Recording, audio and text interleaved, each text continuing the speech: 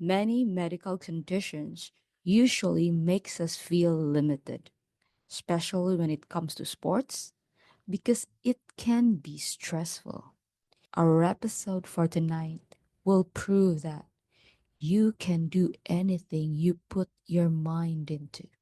Josh has epilepsy, and if you're familiar with that condition, you would know he shouldn't be doing stressful activities.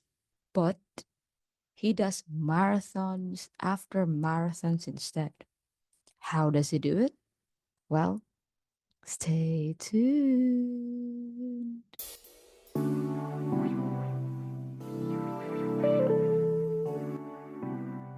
Hi, Josh. Welcome to the VeggieFit podcast. I've known Josh as a life coach, sending punchy quotes, right? You always have that red color and then some short one liners. But as you were on your marathon journey, that was the time that I actually interacted your account. I remember that it was because of the hookah shoes, Right. because at that time I was looking for a shoes for myself, Yep. good running shoes. So it was a time that I really get to know your account, get to know you more. And I've seen that you are an epilepsy advocate, and not just an advocate, but you have epilepsy yourself. Yep. So, Josh, how was that growing up? Growing up having epilepsy? Well, I didn't have a seizure until I was about 17, Mm, which made it probably a lot tougher in a way, mm. because it's not something that I was kind of expecting to happen. I was always quite healthy and very active, and having the seizure out of nowhere around your kind of most important years, so to speak, where you want to learn to drive and be out and start your own life, it came as a bolt out of the blue, really. Yeah, it was a challenge. But you have known that you have epilepsy even then.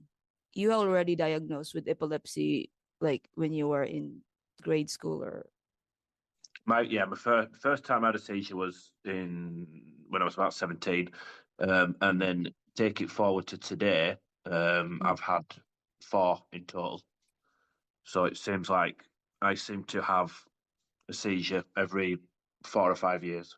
Wow, I was living with that. Um, Tough. It stops you. It stops you still. Your life is completely on hold. You have to recover from that happening in itself. You can't drive for a year. Your your brain takes time to come back around after what's just happened, and your life changes. It can change overnight, really. But you have always been a fitness enthusiast, right? Even when you were younger. Yes, I've played football since I was about 4 years old, semi-professionally, and then when I stopped playing football, I didn't do much. I was in quite a bad relationship where I kind of did nothing really for 10 years. And then I came out of that relationship, got into fitness and sport, Mm.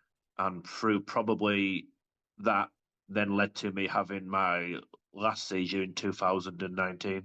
The thing about epilepsy and seizures that, like, based on what I've seen from people with epilepsy, is that stress triggers the seizures, and it kind of stop people from doing what they love, like something extreme, like working out, doing marathon or anything like that, because most are scared, especially the women, that it would be triggered along the way.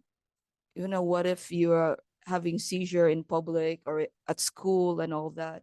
So you totally avoid the stress altogether, but you are defying that. You're always doing workout. How do you do it, Josh? How do you manage that? I mean, is there a fear in your head from time to time whenever you're doing marathons that it would occur? No, never. You've just got to. I mean, a lot of people, like you say, there, a lot of people, they think by doing nothing and hiding away and not doing any fitness will will stop the seizures happening, and maybe that might be true. But I think working out, running, doing healthy things, eating healthy, eating, drinking properly, they're only positives to your body. That's how I found exercise. I found to be the best thing for me for a mental point of view, for my body, and working out and staying fit is what has helped me. I think a lot of the doctors will tell you don't do too much and be careful what you do, and really all that does is kind of scare people into doing nothing. Yes, And yes. if you do nothing and you kind of just go back into your shell and you're just surviving, you're not living, you're just surviving. And if you're just surviving, then the epilepsy is really winning. Yeah, and then do you have like a special, you said about nutrition, right? Are there restrictions for people with epilepsy? Like sometimes when you do fitness, there are supplements that you drink or you eat something. I find the best way Mm, to look after myself, kind of body, mind, spirit, mm, is to train well, is to eat well, drink well. mm, I take whey protein powder, which is just a muscle mm, supplement. I take lion's mane, which is like mushroom tablets. It's like a mushroom that is put into a powder. mm, Again, healthy. But I remember back to when I first started with the fitness in 2019. Everyone would say to me, don't overdo it and don't do too much. And if you do too much, it'll bring on a seizure. And to be mm, honest, all the fitness and the drinking and the eating healthy has ever done for me is make me healthier. mm, And I've not had a seizure since 2019. So what I'm doing now mm. seems to be working for me. Because, sometimes when you have so much protein, the creatinine would shoot up and then that might trigger seizures. So those are things that I am. Yeah, I think with Mm, the whey protein powder, mm-hmm, it's healthy stuff. mm, You're only putting stuff into your body which is healthy and which might be lacking in your body anyway. I know people might do bodybuilding and people might they might run and put certain stuff into the body. You've mm, got to be very careful with them types of things. But with me, everything I eat, drink it's all healthy and it's all implementing a healthier lifestyle. So to be honest, I was just saying this the other day. This is the strongest and healthiest I've been in my whole life. So what I'm doing is clearly working. yeah, I think that's really the most important thing when you are on your journey. So, Josh, for those who are scared, people living with epilepsy, scared to do something, anything fitness, maybe a workout, bodybuilding, or doing marathons, because I think marathons will take hours. So, you know, these things might just be a dream for them, but you are doing it, right? I mean, like you're doing 3 to 4 times, and you're already prepared for another Yeah, one. So, I've done three mm, marathons in the last 6 months. mm, I should have done four, but I had an ankle injury. Now, I mean, epilepsy affects all different people, and there's different types of seizures. There's different type of epilepsy. There's different. Everyone's different. I mean, unfortunately, there's people out there that can't do anything. They can't exercise, and that's really sad. But I think if you'd have said to me back in 2019 that I mm, would, I mean, it's like you've said there, running a marathon is one of the hardest things you can do. Not just that, your marathon training will take 12 to 16 weeks. yes, yes. When I did that marathon training, I was on a set plan, and before I got injured, I probably did 8 weeks, maybe 10 weeks of really tough training. Mm, I was running probably 5 times out of the week. mm. I was very very drained. My body was at the limit, um, but it didn't bring on any seizures. It didn't affect me that way. So I would say to anyone that, speak to the doctor first. But if you believe, if you've got a goal in mind and you want to do something, then if you train properly for it, speak to the right people, manage your load properly, and then there's no reason you can't do things like what I do. It's really amazing.